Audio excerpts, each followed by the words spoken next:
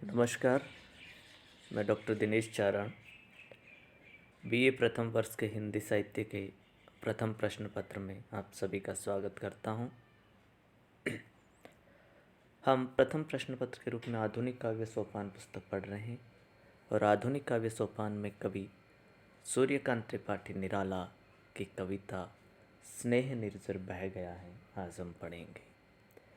इससे पूर्व में हम निराला की कुछ कविताएं पढ़ चुके हैं जो छायावाद और प्रगतिवाद की विचारधारा की कविताएं रही।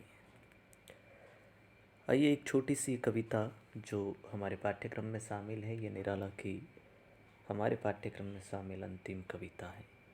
मैं पहले कविता पढ़ रहा हूँ और उसके साथ ही कविता का अर्थ बताता हूँ, आगे बढ़ूँगा। कविता इस प्रकार है।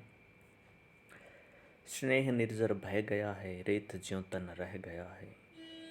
आम की ये डाली जो सूखी दिखी, कह रही है अब यहाँ पे क्या सीखी।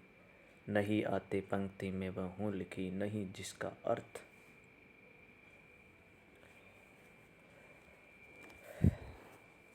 स्नेह निर्जर बह गया सूर्यकांत त्रिपाठी निराला की प्रगतिवादी रचनाओं में प्रसिद्ध कविता मानी जाती है। इसमें कवि ने प्रतीकात्मक के माध्यम से अपने स्नेह वंचित जीवन की व्यथा को प्रकट किया है कि उनके जीवन में अब स्नेह, हरियाली, प्रसन्नता इत्यादि नहीं रह गए हैं, क्योंकि अब वे वृद्ध हो चुके हैं। कवि अपने बुढ़ापे, सूखते शरीर में स्नेह, यौवन, प्रसन्नता की कमी महसूस करता हुआ कह रहा है कि मेरे जीवन में स्नेह रूपी झरना बहकर निकल गया है, सूख चुका है। स्नेह निर्झर बह गया है, रेत ज्यों तन रह गया है। मेरे जीवन में स्नेह रूपी झरना बहकर निकल गया है, सूख चुका है मेरा ये सूखा शरीर। रेत में से पानी के बह जाने के बाद रेत की भांति सूखा रह गया। प्रतीक को इंगित करता हुआ कवि आगे कहता है, आम की ये डाली जो सूखी दिखी, कह रही हैं अब यहाँ पे क्या सीखी। नहीं आते पंक्ति में हूँ लिखी, नहीं जिसका अर्थ।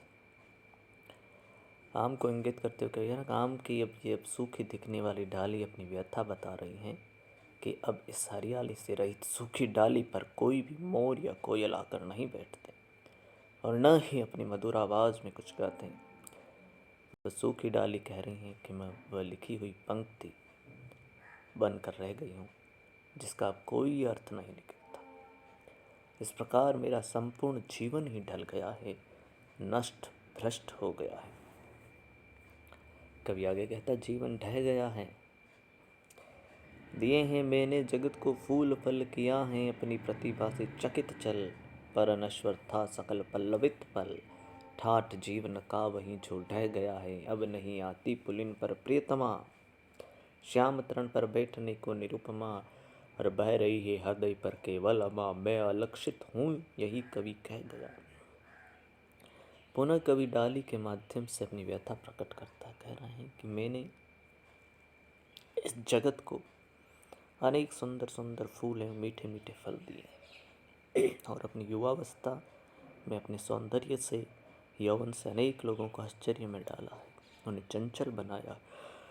किंतु ये सब संपूर्ण विकसित होने के क्षण अनश्वर से नश्वर बन जाएंगे। इससे मैं पूर्णतः बेखबर।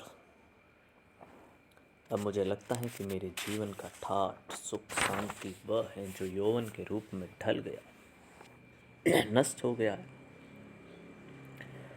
कभी कहता है, अब मेरी सूखी डाली के किनारे पर कोई प्रियतमा आकर नहीं बैठती है और न ही श्याम पड़ चुके इस तिनके नुमा डाली पर बैठने को कोई अद्वितीय सौंदर्य आती है। कहता कि अब नहीं आती पुलिन पर प्रियतमा और श्याम तरण पर बैठने को निरुपमा। ये सभी बातें सोच विचार कर मैं दुखी हूँ और जब इन सब के बारे में सोच रहा हूँ तो मेरे हृदय पर केवल निराशा, अमावस्या की नदी बहती अनुभव होती हैं। बह रही है हृदय पर केवल हवा, मैं अलक्षित हूँ यही कवि कह गया है।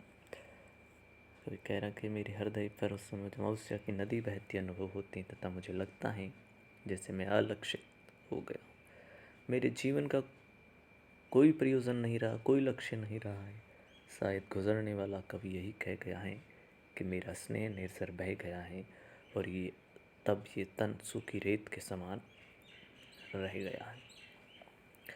निराला ने अपने यौवन के सुखद प्रेमिल दिनों के अभाव में बढ़ते सूखेपन, बुढ़ापे तथा अपनी अंतव्यथा आम की सूखी डाली के माध्यम से प्रकट की। भाषा प्रतीकात्मक एवं लाक्षणिक सौंदर्य से युक्त, उपमा, अनुप्रास, अलंकार इस कविता में है। खड़ी बोली हिंदी में संस्कृत शब्दों की प्रधानता भी इस कविता के अंदर देखने को मिलती है। कवि की ये कविता बीते हुए दिनों की एक सुनहली याद है कि समय के साथ चीज़ें कितनी हमारे अनुकूल होती हैं, और समय बीत जाने के बाद वही चीज़ें हमारी प्रतिकूल हो जाती हैं।